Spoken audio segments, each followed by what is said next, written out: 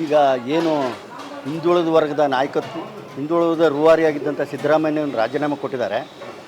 ಮುಂದುವರೆದವರು ವಹಿಸ್ಕೊಂಡಿದ್ದಾರೆ, ಹಿಂದುಳಿದವರು ಇದಕ್ಕೆ ಧಕ್ಕೆ ಆಗ್ತದೆ ಅನ್ನೋ ರೀತಿಯಲ್ಲಿ ಆಗಬಾರದು ರೀತಿಯಲ್ಲಿ ಹೊಸ ಸರ್ಕಾರ ಯುವಕರಿಗೆ ಆದ್ಯತೆ ಕೊಟ್ಕೊಂಡು ಮತ್ತು ನಿರುದ್ಯೋಗ ಸಮಸ್ಯೆಗೆ ಹೆಚ್ಚು ನಿವಾರಣೆಗೆ ಹೆಚ್ಚು ಒತ್ತು ಕೊಡುವಂಥ ಯೋಜನೆಗಳು ರೂಪಿಸ್ಕೊಂಡು ಕೇಂದ್ರದ ಜೊತೆಗೆ ಘರ್ಷಣೆಗಿಳಿದಲ್ಲೇ ರಾಜ್ಯಕ್ಕೆ ಬರ್ತಕ್ಕಂಥ ಸವಲತ್ತುಗಳನ್ನು ಪಡ್ಕೊಂಡು ರಾಜ್ಯದ ಜನತೆಗೆ ಅನುಕೂಲ ಮಾಡೋ ದಿಕ್ಕಿನಲ್ಲಿ ಕಾರ್ಯಪ್ರವೃತ್ತರಾಗಬೇಕು ಹೊಸ ಮುಖ್ಯಮಂತ್ರಿಗಳು. ನೂತನ ಮುಖ್ಯಮಂತ್ರಿಗಳು ಏನು ಅವರ ಹೈಕಮಾಂಡ್ಗಷ್ಟೇ ಸೀಮಿತಗೊಳ್ಳದಲ್ಲೇ ಜನರ ಪರವಾಗಿ ಜನರ ವಿಚಾರಗಳಿಗೆ ಹೆಚ್ಚು ತಲೆ ಕೊಟ್ಕೊಂಡು ಚಿಂತನೆಗಳು ಮಾಡಬೇಕು. ನಿರುದ್ಯೋಗ ಸಮಸ್ಯೆಯನ್ನು ನಿವಾರಣೆ ಮಾಡೋ ದಿಕ್ಕಿನಲ್ಲಿ ಹೆಚ್ಚು ಒತ್ತು ಕೊಡಬೇಕು ಅನ್ನೋದು ನನ್ನ ಆದ್ಯತೆ ಕೊಡಬೇಕು. ಯಾಕೆಂದರೆ ನೀವು ಉಚಿತವಾಗಿ ಏನು ಕೊಡ್ತೀನಿ ಅನ್ನೋದು ಮುಖ್ಯ ಅಲ್ಲ, ಜನರ ಸಮಸ್ಯೆಗಳನ್ನು ನಿವಾರಣೆ ಮಾಡ್ತಕ್ಕಂಥದ್ದು ಉದ್ಯೋಗ ಕೊಟ್ಟಾಗ ಅದು ಸಾಧ್ಯ ಆಗತಕ್ಕಂಥದ್ದು.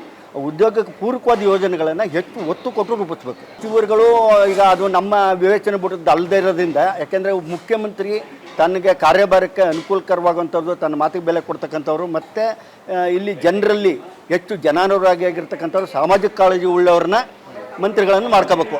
ನನ್ನ ವ್ಯಕ್ತಿಗತವಾಗಿ ತನ್ನ ವಿಶ್ವಾಸಿಗನ್ನ ಕಾರಣಕ್ಕೆ ಮಾಡ್ಕೋಬಾರ್ದು. ಈಗ ಮೈಸೂರು ಭಾಗದಲ್ಲಿ ಈಗ ನೋಡಿ, ಈಗ ಮೈನಾರಿಟಿ ವಿಚಾರದಲ್ಲಿ ಬಂದಾಗ ಈಗ ಅವ್ರು ತನ್ವೀರ್ ಶೇಟ್ ಇದ್ದಾರೆ ನಮ್ಮಲ್ಲಿ.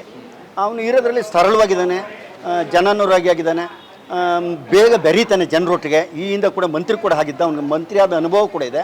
ಅಂಥವ್ರನ್ನ ಮಾಡೋದು ಒಳ್ಳೆಯದು ಅಂತ ನನ್ನ ಅನಿಸಿಕೆ. ಮೈಸೂರಿನ ವಿಚಾರ ಬಂದಾಗ ಆ ರೀತಿ ಯುವಕರಿಗೆ, ಆಮೇಲೆ ಯುವಕರಿಗೆ ಆದ್ಯತೆ ಕೊಡಬೇಕು. ಇಲ್ಲಿ ಯುವಕರುಗಳು ತುಂಬ ಜನ ಗೆದ್ದಿದ್ದಾರೆ ಈ ಸಾರಿ. ಈಗ ನಂಜನಗೂಡಲ್ಲಿ ಗೆದ್ದವ್ರೆ, ಹೆಗಡದನೂರು ಗೆದ್ದವ್ರೆ, ಕೆ ಆರ್ ನಗರದಲ್ಲಿ ಗೆದ್ದವ್ರೆ, ಈ ಥರ ಯುವಕರೆಲ್ಲ ಗೆದ್ದಿದ್ದಾರೆ. ಈ ವಯೋವೃದ್ಧರಿಗೆ ಮಣೆ ಹಾಕೋದಕ್ಕಿಂತ ಯುವಕರಿಗೆ ಆದ್ಯತೆ ಕೊಟ್ಟು ಅವರು ಬೆಳವಣಿಗೆಗೂ ಕಾರಣಕರ್ತರಾಗಬೇಕು. ಯಾವಾಗ ಏನಾಗ್ತದೆ, ಯುವಶಕ್ತಿ ಇದ್ದಾಗ ಅವ್ರು ಮುಂಚೂಣಿ ನುಗ್ಗಿ ಓಡಾಡಿ ಮಾಡ್ತಾರೆ, ಹೆಸರು ತಗೋಬೇಕು ಅನ್ನೋ ಗುರಿ ಬೇರೆ ಇರ್ತದೆ ಅವರಲ್ಲಿ. ಅವ್ರಿಗೆ ಉತ್ತೇಜನ ಕೊಟ್ಕೊಂಡು ಯುವಕರ ಮಂತ್ರಿ ಮಾಡ್ತಕ್ಕಂಥದ್ದಕ್ಕೆ ಹೆಚ್ಚು ಆದ್ಯತೆ ಕೊಡಬೇಕು ಅನ್ನೋದು ನನ್ನ ಅನಿಸಿಕೆ.